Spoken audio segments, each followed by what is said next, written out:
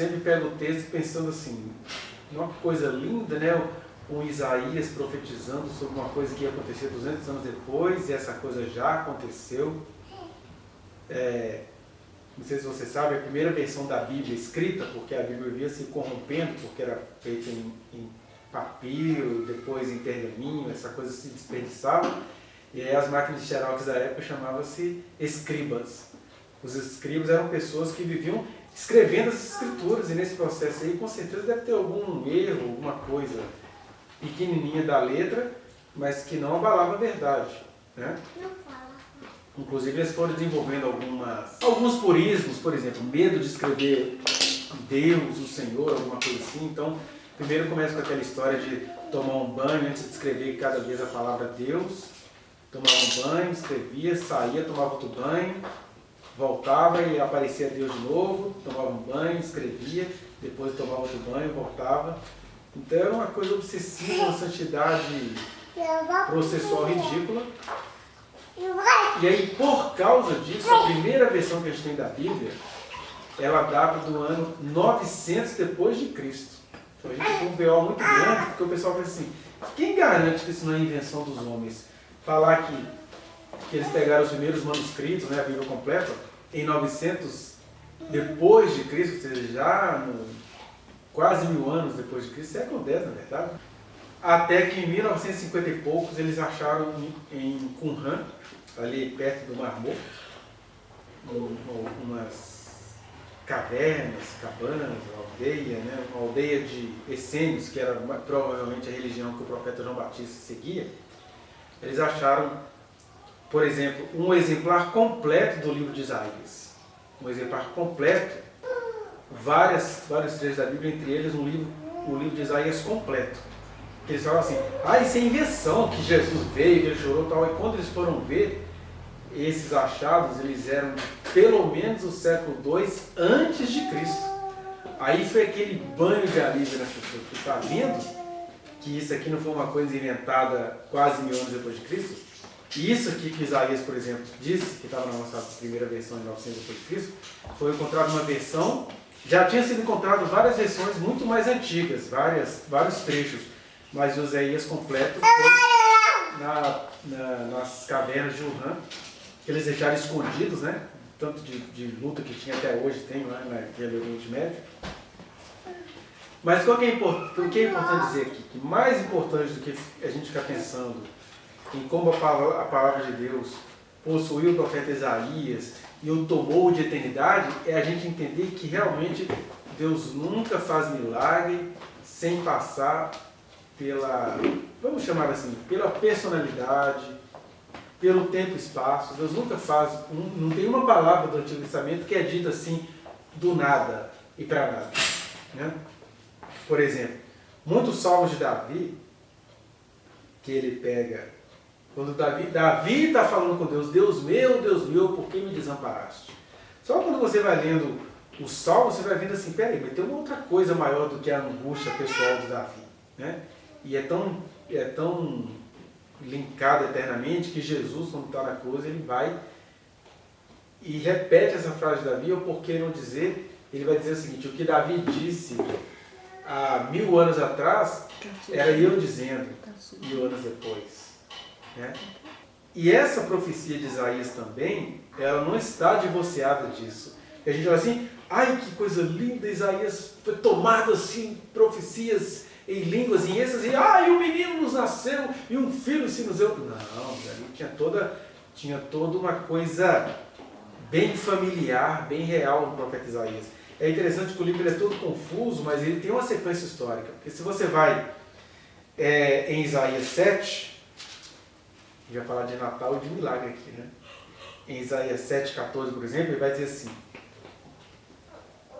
portanto, o Senhor mesmo nos dará um sinal. Eis que a virgem conceberá e dará à luz um filho e lhe chamará Emanuel. Só que quando você vai ler no texto como um todo, não sei se alguém que já leu Isaías deveria lê-lo assim, de contínuo, pegar um dia de jejum e falar assim, vou ler Isaías do 1 ao 15 numa sentada, por exemplo. Aí você vai ver as ligações íntimas entre cada êxtase que ele tinha.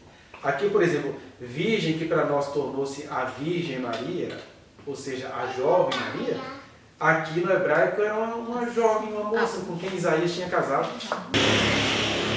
Isaías tinha casado e Deus falou assim, ó, essa moça vai conceber, você vai ter um filho com ela. E o significado do nome desse filho vai ser Deus está conosco. Então isso aí foi mais ou menos quando Isaías profetizava no reinado de Acás. É Acás ou é Jotão? Acás. Quando estava tendo um conchavo com o Israel do Norte e a Síria, eles se levantavam para poder se levantar contra o reino de Judá. Aí Deus falava assim, não, Isaías, fica tranquilo que além de você ser profeta, vocês todos são meus presságios. E aí você vai ter um filho que ele vai ter um símbolo. O símbolo dele é Deus está conosco, que é Emanuel, né? E aí ele continua, por exemplo, a virgem conceberá a mocinha vai ficar grávida. E o menino vai ter esse significado de Deus conosco. Aí ele vai dizer no versículo 15, ele comerá manteiga e mel quando souber desprezar o mal e escolher o bem. Na verdade, antes que este menino saiba desprezar o mal e escolher o bem, será desamparada a terra ante cujos 2 reis tu tremes de medo, porque estava lá Judá com medo de Efraim, que era Israel do Norte, e Síria, que é uma velha terrorista do planeta. Aí Deus fala assim, antes que esse menino saiba discernir o bem e o mal, vocês vão ver esses 2 derrotados. Ou seja, era uma profeciazinha ali de cozinha, coisa de casa ali de Israel, ali do Oriente Médio.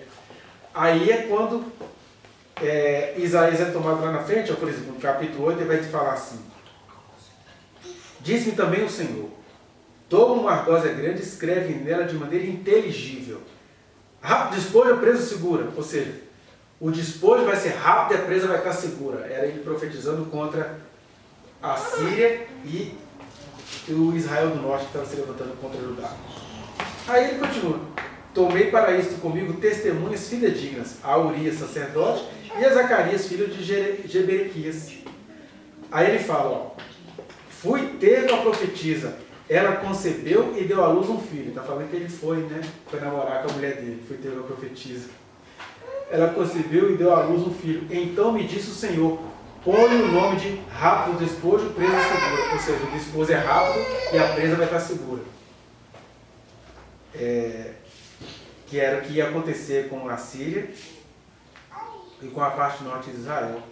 Porque antes que o menino saiba dizer meu pai ou minha mãe, serão levados as riquezas de Damasco, que é a capital da Síria, e os despojos de Samaria, que era a capital da então Efraim, diante do rei da Síria. Falou-me ainda o Senhor dizendo, em vista de este povo ter desprezado as águas de Siloé, que correm brandamente, e se está derretendo de medo diante de Rezim e do filho de Remalias, eis que o Senhor fará vir sobre eles as águas do Eufrates, fortes e impetuosas, isto é, o rei da Assíria, com toda a sua glória, águas que encherão o leito dos rios e transbordarão por todas as suas ribanceiras. Aí Deus dizendo, ó, a Assíria vai pegar todo Israel do norte e vai levar para eles, para cativeiro. Penetrarão em Judá, inundando-a, e passarão por ele, chegarão até o pescoço, as alas estendidas do céu, cobrirão a largura da terra, ó Emanuel. Aí é interessante que Deus começa a falar, ó, a Assíria vem pegar esse povo, e aí Deus começa a falar e se refere ao menino. É isso que vai acontecer, ó Emanuel. O que é Emanuel mesmo? É Deus conosco. E o que era Deus conosco naquele contexto que Isaías estava profetizando? Era a Assíria invadindo Israel e acabando com o rei da Síria. A Assíria acabando com o rei da Síria. E isso era que é Deus conosco. Ou seja, naquele contexto, Deus conosco era Deus invadindo toda aquela palhaçada que estava acontecendo ali na Palestina. Né? E aí é que ele continua tendo um tanto de visões. E aí é que o Isaías vai se levando para uma coisa mais eterna. Enfurecei-vos, ó povos, serei despedaçados, ouvido todos os que sois países longínquos, cingi-vos e sereis despedaçados, fugi-vos e sereis despedaçados. Aí, forjai projetos e eles serão frustrados, dai ordens e elas não serão cumpridas, porque Deus é conosco. O que é Deus é conosco? Emanuel. Então Deus é com vocês, a Síria vai invadir tudo. E Deus é conosco, Ele vai nos proteger de vocês. Ele começa a profetizar de maneira musical para se referir ao Emanuel, que era a simbologia do filho dele, que era o rápido despojo, presa segura. A gente não sabe nem falar como é que é o nome dessa palavra em hebraico, mas o significado do filho dele é despojo rápido, a presa está segura. E ele era conhecido como Deus conosco. O que é Deus conosco? Deus é a nossa garantia, que o despojo vai ser rápido e a presa vai estar segura. Aí ele continua. Aí lá no 9 ele vai falar, sabe ali, ó, terra de Zebulon, terra de Naftali, o povo que andava em trevas viu grande luz. Aí começa. Por quê? Porque o menino nos nasceu. Só que quem é que Isaías tinha diante dele? O Emanuel. O rápido despojo, presa segura. Né? E tem um outro também, um resto volverá, né? Que ele teve 2 filhos com a profetisa. Então, o Isaías começou a ver coisas do futuro que a gente prega, as pregas assim, falam sobre elas, né? As pregas. A gente prega sobre elas como se fosse assim facinho de entender, mas Isaías estava todo imbricado e todo pessoalmente envolvido. Tinha paixão ali do profeta pela profetisa, do pai pelo filho, os significados dos filhos, Deus conosco, o despojo vai ser rápido, a presa vai estar segura, a Assíria vai se lascar, a terra que todo mundo despreza, que todo mundo fala que não vale para nada, vai conhecer a luz porque o menino nos nasceu. Então Isaías estava ali muito contente com o filho dele. E aí esse menino, que depois eles vão até mostrar, né, que esse menino tem alguma coisa a ver também com o rei Ezequias, que vai vir lá na frente, foi o rei de Israel mais parecido com o rei Davi, o rei de Judá, né? Ele vai dizer, esse cara é tão Deus conosco, que o seu nome será maravilhoso conselheiro, Deus forte, Pai da eternidade e príncipe da paz. Só que aí é que começa a parte que até hoje não foi cumprida, né? Porque Isaías viu se cumprir nos dias dele o Emanuel, o filho dele. Agora para nós, para que ele vai ser chamado de maravilhoso conselheiro, Deus forte, Pai da eternidade e príncipe da paz? Para que se aumente o seu governo e venha a paz sem fim sobre o trono de Davi e sobre o seu reino, para o estabelecer e o firmar mediante o juízo e a justiça desde agora e para sempre. O zelo do Senhor dos Exércitos fará isso. Então a gente fica com aquela esperança de que Deus vai cumprir sua palavra. Só que nós já temos 2020 anos que esse rei veio, que aquilo que foi dito acerca do filho de Isaías e do rei eterno se cumpriu. Então, o que Isaías falou tem 2.820 anos. A vinda do Messias já tem 2020 anos. Mas o cumprimento desse versículo aqui ainda está tão longe, né? Você está vendo agora Israel fundamentalista, tentando cumprir uma coisa que Deus disse que é o zelo do Senhor que fará. Isso não é homem, não é guerra, não são carros, não são cavalos, não são tecnologias, não é a OTAN, não é a adoração de crente brasileiro, é o zelo do Senhor que fará essas coisas. Né? Agora onde é que eu quero chegar aqui? Vá no link que está aqui na descrição e acesse a reflexão na íntegra. Não se esqueça de dar o like nesse trechinho de vídeo, compartilhá-lo e se inscrever neste canal, apertar o sininho para você receber as notificações. Muito obrigado.